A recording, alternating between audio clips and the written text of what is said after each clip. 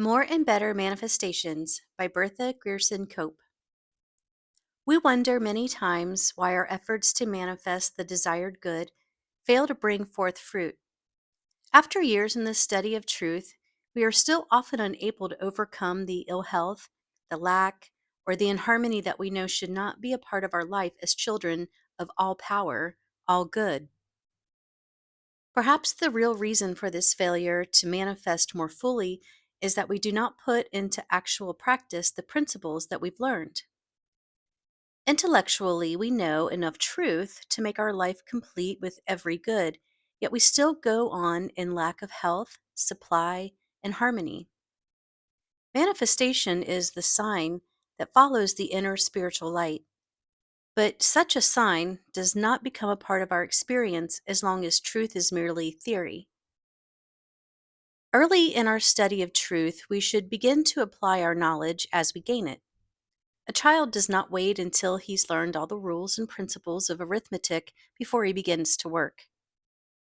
He is busy from the first, applying each step as he goes along. He must learn and demonstrate the work of each principle before he can understand the next one.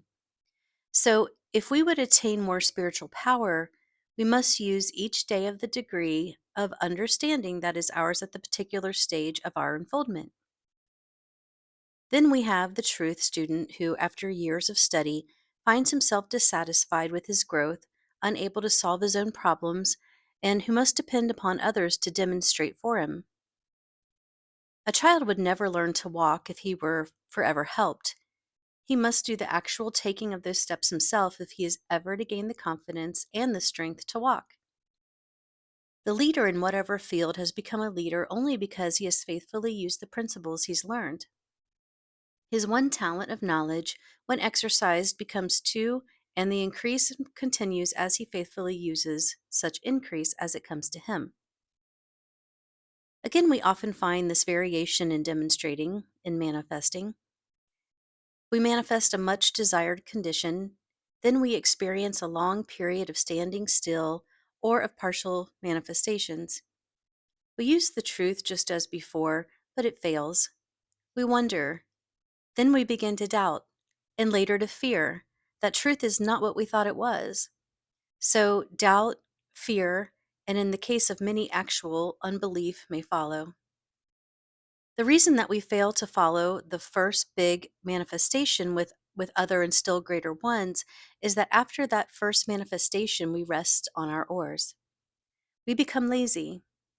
Of course, we still go on with our reading, with the silence, but we have accepted the belief that somehow this is as far as we need to go. Our daily life becomes spiritually stagnant. We cease to keep the channel open. By failure to give out, to put into daily practice the knowledge that we have, the channel becomes closed to the new inflow of power. The one talent, or the two, or even the 5 talents thus fail to increase, and failing to increase, they are taken from us. Manifestation is often delayed or hindered because of our feeling that it should be manifested within a certain time. But manifestation is not a question of time. It is altogether the law and the right use of the law.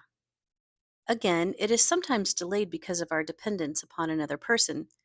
Although there are times when we need a clearer spiritual understanding than our own, it is only when the demonstration is made through our own understanding and use of God's power that the real development of the soul is made possible. A point to remember in demonstrating or manifesting is that the soul must grow in strength and fullness as well as the body and the conditions. Many times, a manifestation of physical healing may fail to appear, but because of our physical need, we turn to spiritual help. And because we seek the spirit, our soul development is manifested. I know a woman who, at the height of her career as an artist, was stricken blind. For months, she was rebellious and bitter, shutting herself away from the world and her friends. Then, in the hope of finding her sight, she turned to truth. Several years passed, but the physical sight did not come to her. During those years, however, a great change came over her. Her soul became awakened, and her spiritual sight came to her. As this spiritual sight grew brighter, Her soul expanded, and the life that she had lived for self became a beacon of light to other struggling souls. She said to me with a smile, "In the words of the old hymn, I can say, 'Once I was blind, but now I can see.' That is the way I feel. The spiritual light was obscured by the physical. Now, after all these years, I can say with truth that I am glad." The sequel to this woman's story was not written until after nearly 10 years of outer darkness. Then the so-called miracle happened that so often happens when self becomes submerged in the universal. So completely did the inner light of spirit enfold and flood her being that it dissolved the physical darkness and the outer light came back.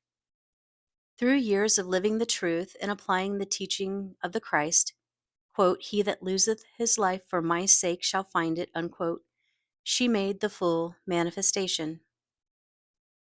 Would she have found the outer light if she had not first found the inner light?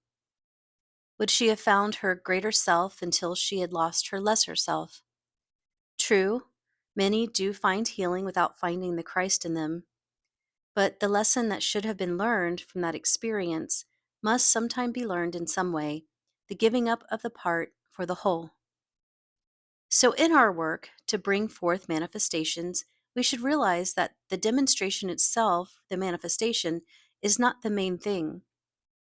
When we find our attention fixed upon outer results alone, we dim the light that brings unfailing results. As a result, we sometimes manifest and sometimes we do not. In keeping results uppermost in mind, we fail in the more essential objective, the growth of the spiritual. And only as we grow in spiritual understanding are we able to do the things that Jesus commanded us to do.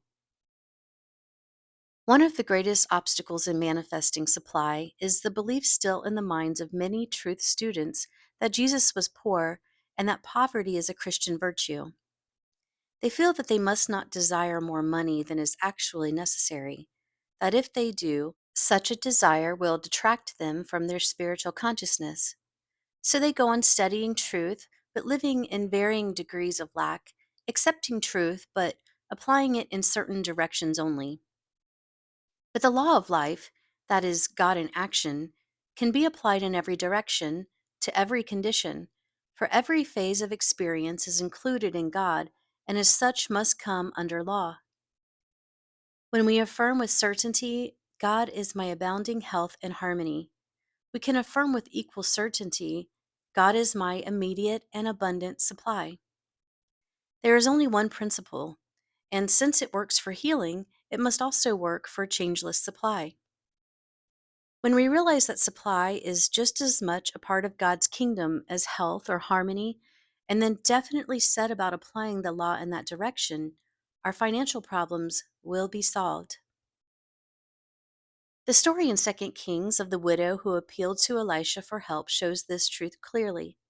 She had only one pot of oil in the house, but she was told to borrow from her neighbors all the empty vessels she could get, then to shut herself and her sons, and to take her small pot of oil and pour it into all the empty vessels.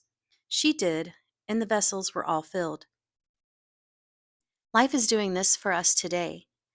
It's always pouring into our life the good when we definitely and believingly prepare our vessel for it.